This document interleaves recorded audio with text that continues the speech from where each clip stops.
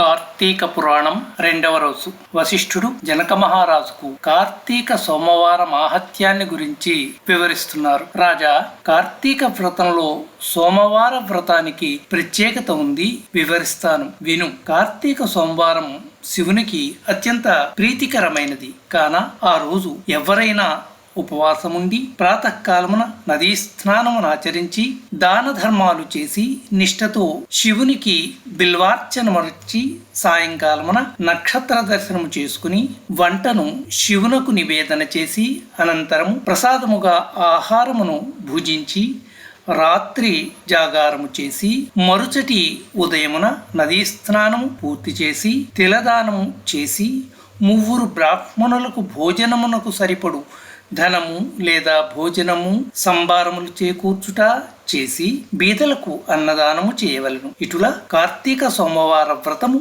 చేసిన కైలాస ప్రాప్తి కలుగును. దీనికి ఒక కథ కలదు, విను. పూర్వకాలమున కాశ్మీరములో ఒక బ్రాహ్మణుడు కలడు. ఆయనకు ఆలస్యముగా ఒక కుమార్తె కలిగను. ఆమె పేరు స్వాతంత్య నిష్ఠురి.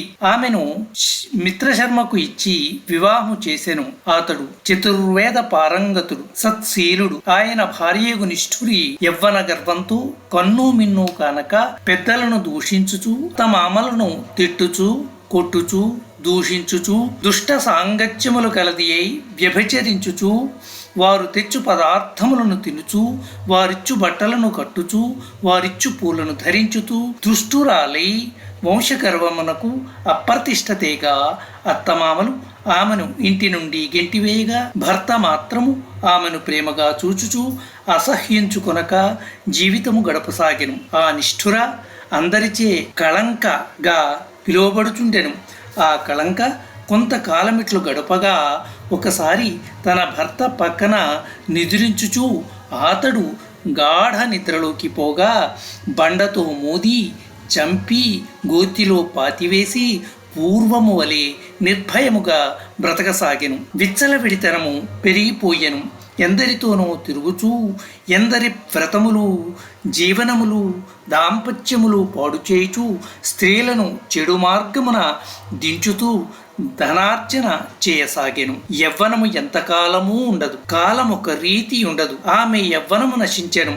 శరీరమున మేహ వ్రణములు లేచెను. చీము రక్తము రసి కారుచుండెను. అలా శరీరము కుష్ఠువ్యాధి గ్రస్తమయ్యను. కృషించిన శరీరముతో రోగ బాధలతో విటులెవ్వరునూ రాక వీధి ముఖమైనను చూడలేక నరక యాతనను అనుభవించుచు పురుగులు పడి చనిపోగా యమభటులామెను యమరాజు ముందు నిలుప ఆయన చిత్రగుప్తుని ద్వారా పాపపుణ్యములు గణించి భయంకర శిక్షలను వేసిరి. ఆమె యొక్క యాతనా శరీరమును కాలుచున్న స్తంభమును కౌగలింపచేసిరి.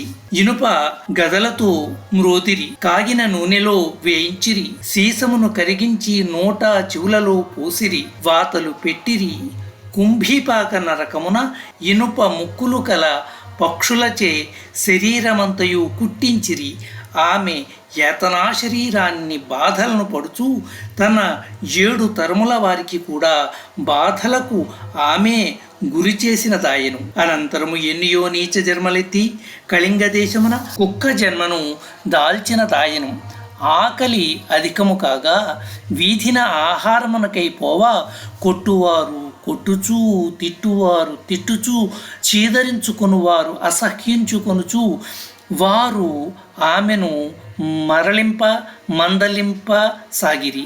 అదే సమయమున ఒక బ్రాహ్మణుడు కార్తీక సోమవారమును ఉపవసించి నక్షత్ర దర్శనము చేసి నక్తమాచరించి బలి అన్నమును బయటపెట్టి లోపలికి రాగా ఆ సోమవారం వ్రతమంతయు ఆకలితోనున్న ఆ కుక్క ఆ బలి అన్నమును తినగా ఆ పవిత్రత వలన జన్మ జన్మాంతర జ్ఞానము కలిగెను. ఆ విప్రుని కాపాడమని అరుచుచూ పలికెను. బయటకు వచ్చి మనుజులెవ్వరూ లేక చూచి ఆ కుక్కను మాత్రమే కనుగొని ఇది మాటలాడుతున్నదా అనుకున్న ఆ బ్రాహ్మణుడు, ఏమమ్మా, ఏమైనది, ఎందుకు ఇలా అరుచుచున్నావు అని అడుగగా అది తన 15 జన్మల క్రితము సమాచారమంతయు చెప్పి తన జ్ఞాన కారణమగు బలి అన్నమును గుర్చి చెప్పగా, నీ కోరిక ఏమని అతడు అడిగెను.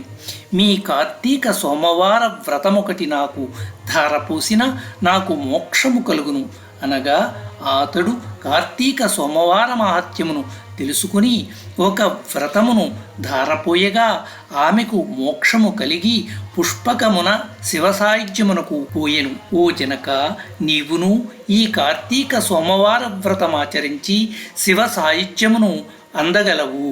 స్వస్తి. ద్వితీయాధ్యాయం సమాప్తః.